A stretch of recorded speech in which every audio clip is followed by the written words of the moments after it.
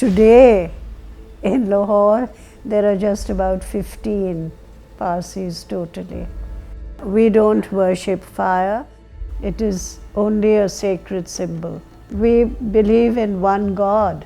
That's it. One family that we were very close to were the Bhandaras. You have probably heard of Bapsi Sidhwa. She was a Bhandara. And that brings me to tell you about how the Zoroastrians originally came to India.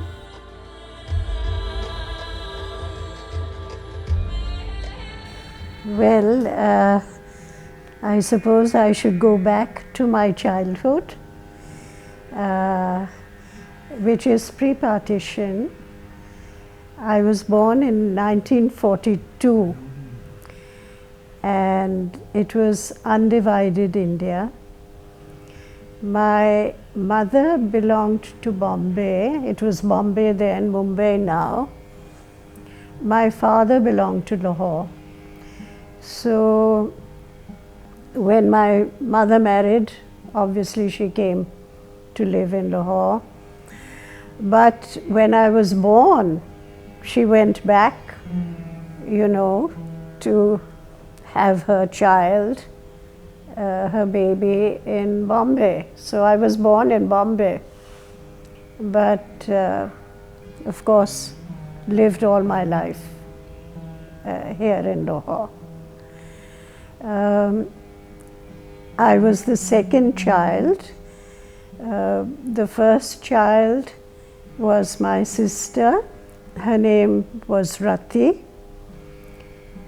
She was born in 1930. She has unfortunately, sadly passed away now. So we were a family of 4, let's say. Going back to my father, he worked in a bank, in the Central Bank of India in those days. So he retired quite early in life. I went to school in Lahore at the Cathedral School and had a wonderful, wonderful time there. Apart from the school friends, there have been community friends.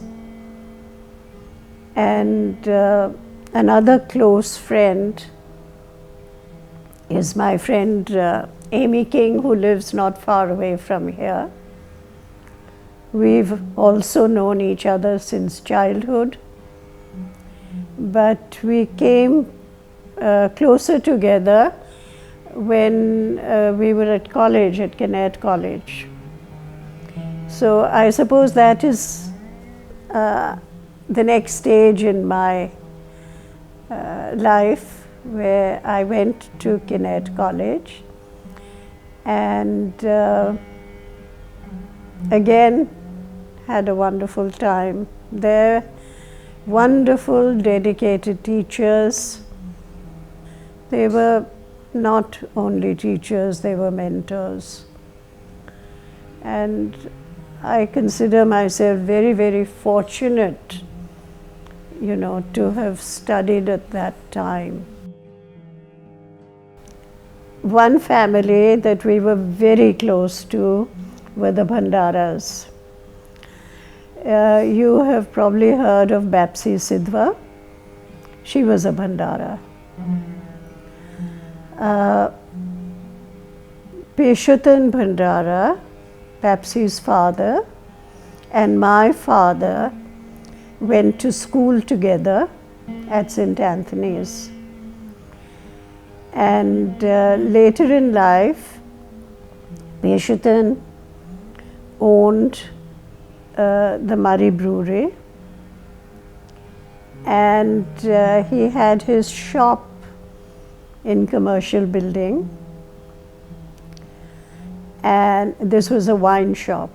In those days there was no prohibition or anything like that. And he was a daily visitor to our home. He would come in the afternoon, just before lunch, and my mother would make a salad. He would bring a bottle of beer and nibble the salad and have his beer, and tiny little portions for my mother and father, along with lemonade. In those days it was lemonade, no 7-Up or Cokes in those days. And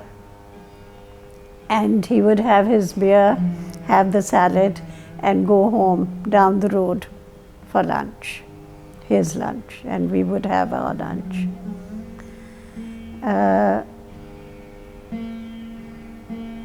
The Bhandaras, there was Peshutan and Temina, his wife, and Bapsi, and the younger child was Meenu.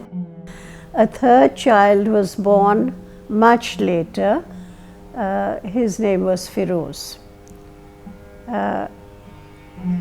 Very sadly now, Bapsi is bedridden, more or less. She lives in Houston, but she is still looked after by the younger brother, Firoz. Meenu sadly has passed away, but I'm still very much in touch with Meenu's son, who is Aswanya Bhandara, who is very dear to me. We were very strictly brought up, and there was no question of just getting up and going anywhere.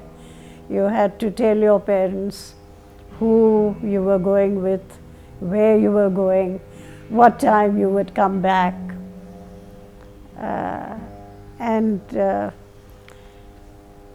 But at the same time, my mother was very sporting and very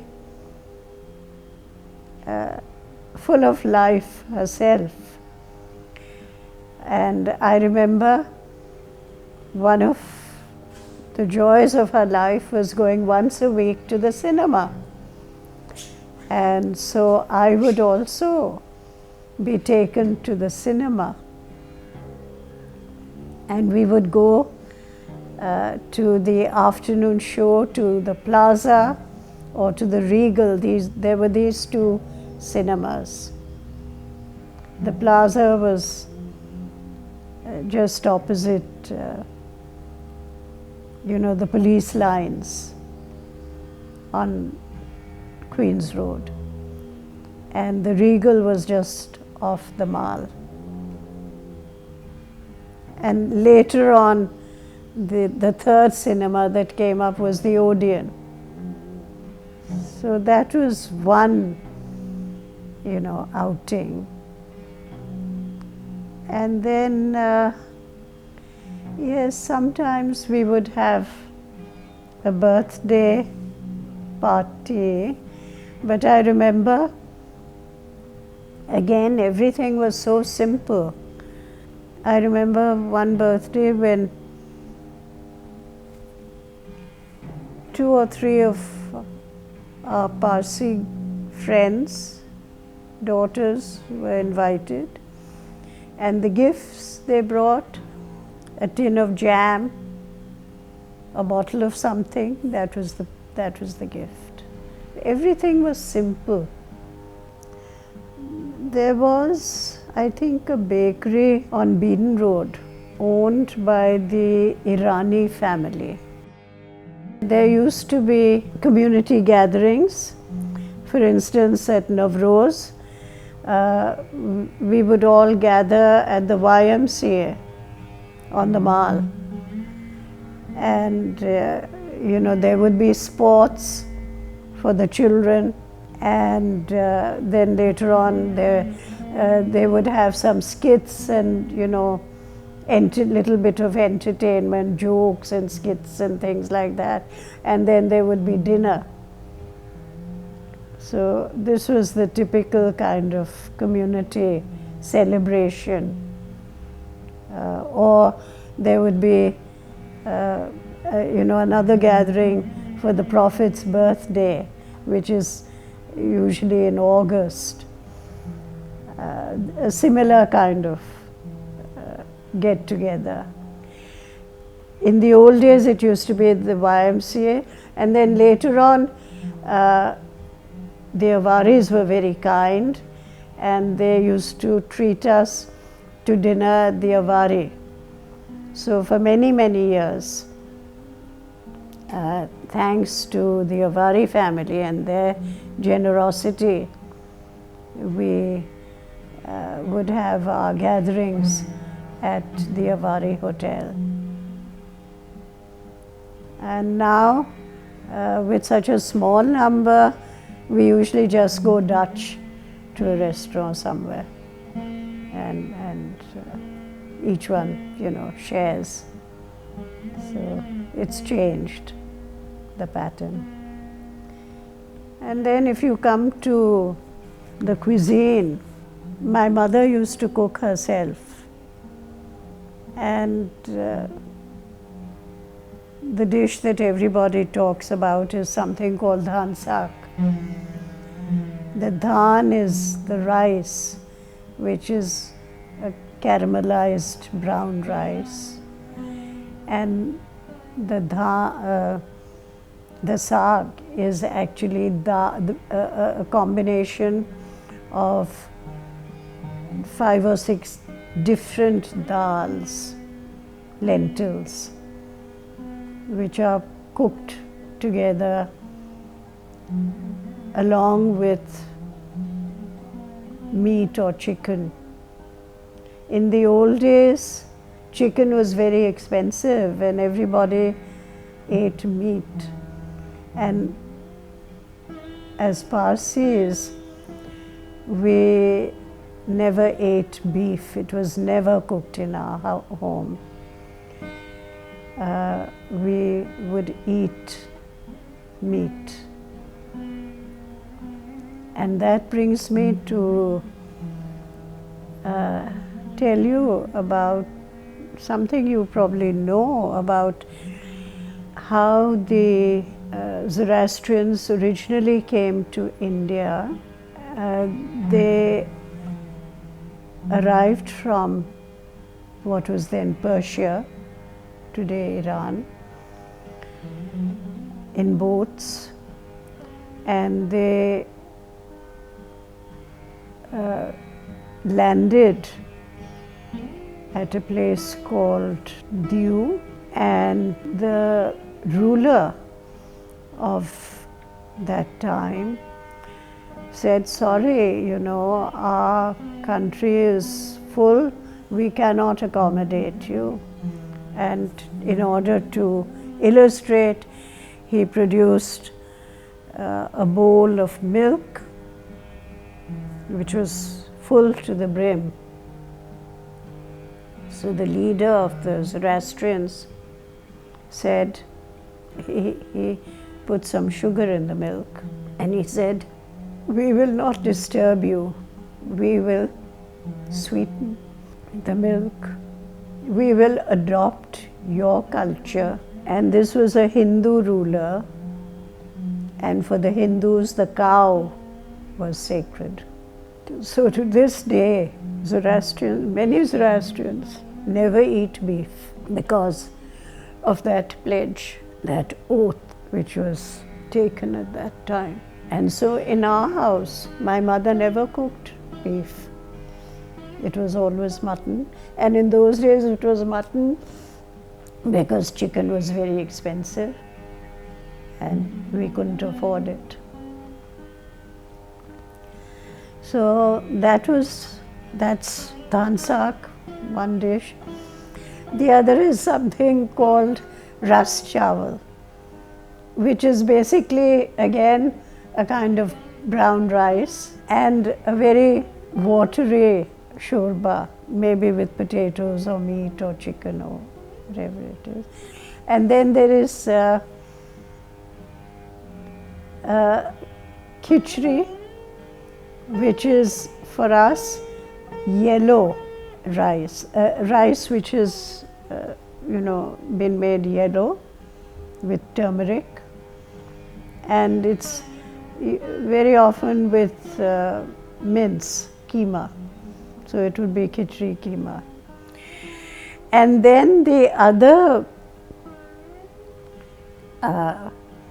sort of favorite is any dish which has eggs. And so you can have papeta parida, which means eggs upon potatoes, fried potatoes and onions, or eggs on spinach, or eggs on mince. It can be eggs on anything. So that is another favorite. So when a boy is usually 7 years old and a girl maybe 9, they go through an initiation ceremony, and before that they are taught their prayers by a priest. They learn the prayers by heart, and then during the initiation ceremony they are invested with a kind of muslin vest, and it is tied with a kind of string, which is a woven string. The vest is called a sadra, and the string is a kasti. And once the initiation is done, then if you are very religious, you again, like the Muslims, say your prayers 5 times a day. But not everybody does that anymore. And so when you're saying your prayers, as you say your prayers, there are certain knots that you tie. A first knot with a certain prayer, and a second knot with a second prayer, and so on. And then the prayers themselves are in a language which is no longer understood, called Zend. It's the Avestam language. And when we pray, as the Catholics pray in Latin, it's not understood. The words are not understood. Of course, there are translations now, but basically, as one prays, it is in this language. We don't worship fire. Fire is simply a symbol for us, a symbol of life, of warmth, which takes our prayers up to the higher being. We believe in one God. That's it. Fire is not worshipped, no. It is only a sacred symbol for us.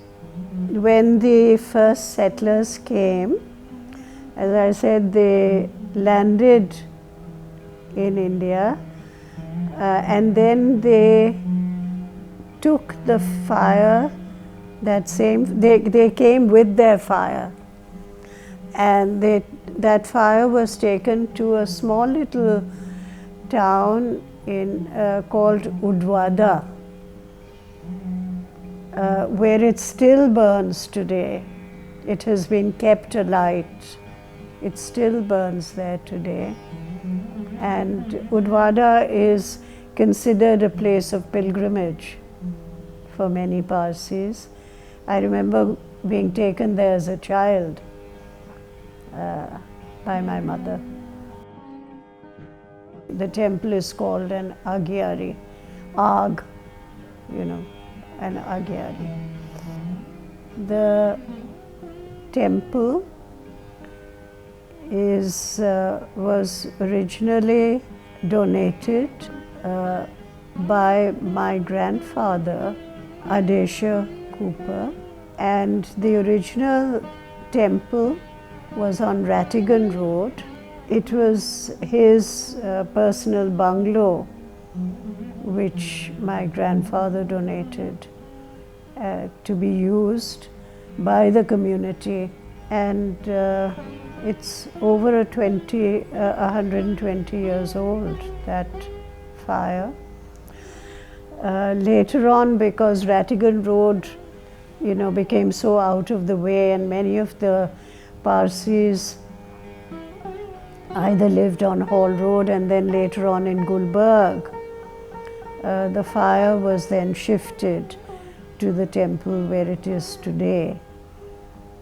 And I can't say that fire burns continuously, because now there are no able-bodied, we don't have a priest anymore, because originally the priests came from India and it just became too difficult because of the visa problem and so on. We no longer have a priest. So we just have a caretaker. My friend Amy King's brother, Behram King, goes once a day. Originally, when he was younger, he went 3 times a day. Now he goes once a day to light the fire. So in that sense, the fire continues, but it is not a continuous fire. But the ashes are always there and they're always warm, so they are relighted. There are no towers of silence in Lahore. We have a graveyard. There are towers of silence in Mumbai and in Karachi, and I suppose in Iran as well. What happens is when a dead body is taken and left in the tower to be devoured by vultures, the idea is that you are ultimately giving of yourself to nature again, and you become one with nature. The idea is that you don't pollute the elements, you don't pollute the earth, by digging a grave. But here we have a graveyard. And the graveyard is looked after by a very eminent doctor of our community who's done wonderful work. He and his family, his father, his brother, have been wonderful doctors, very charitable, never charged anything of the community, and not just the community, but even if my domestic servants go to him, he will never charge them. So his father before him, his name is Dr. Jamshed Jassawala. The Jassawala family is Setna family, which was related to the Jassawalas, closely related to the Jassawalas, donated by them. The land was donated by them. You see, when my sister's initiation took place, I think there were about 500 or more Parsis in Lahore. I remember being told that at her Navjote, which is the initiation, there were about 500 guests, and it took place in the town hall. But today in Lahore, there are just about 15 Parsis totally. So you can see how the numbers have dwindled. The numbers have dwindled partly because there have been a lot of migrations. What has happened often is that the younger people go abroad to study. You know, they get involved with life abroad, call the families, the parents, and so there's migration in that way. Or it is now, in fact, an aging community. I mean, I'm 82, by the grace of God, and a number of the 15 are in my age bracket, in their 80s. You see, there's no conversion. There's no, and that goes back to that same pledge that the original Zoroastrians gave to that Hindu Rana, that they would not convert. This was another of the pledges, that they would not convert. So this was not something that was originally Zoroastrian. It was something of a pledge. Yes, I suppose the original Zoroastrians were converted from whatever. Yes. So you're either born into Zoroastrian. Yes, you have to be born a Zoroastrian, and there's no conversion. Future here is rather bleak in the sense that, as I say, it's an aging and ailing community, and ultimately I suppose we will all die out. But the community itself is now beginning to flourish in the States, and you know, in England. In the States there are many. Houston has a lot of the old Lahore Parsis are now in Houston, including Bapsi, Sidhwa. And in Chicago there are so many. There's a very vibrant Zoroastrian community. In all the major American cities there are a lot of Zoroastrians. So I suppose the religion shifts again, as it shifted from Persia to India. It's shifted now to countries in the West. And in Karachi there are still, I think, about 1,000 or 800 to 1,000. I think we have all been blessed with a lot of talents.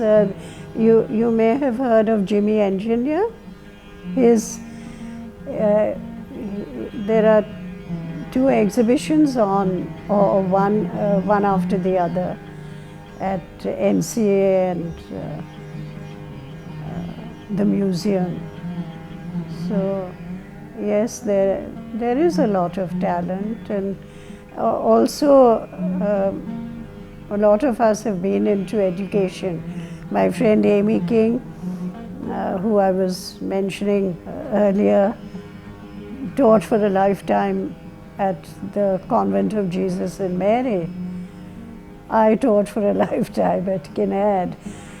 My sister taught first at the Lawrence College, Ghora Gali, and then she taught for a lifetime at the Rajkumar College in Rajkot, which is in India.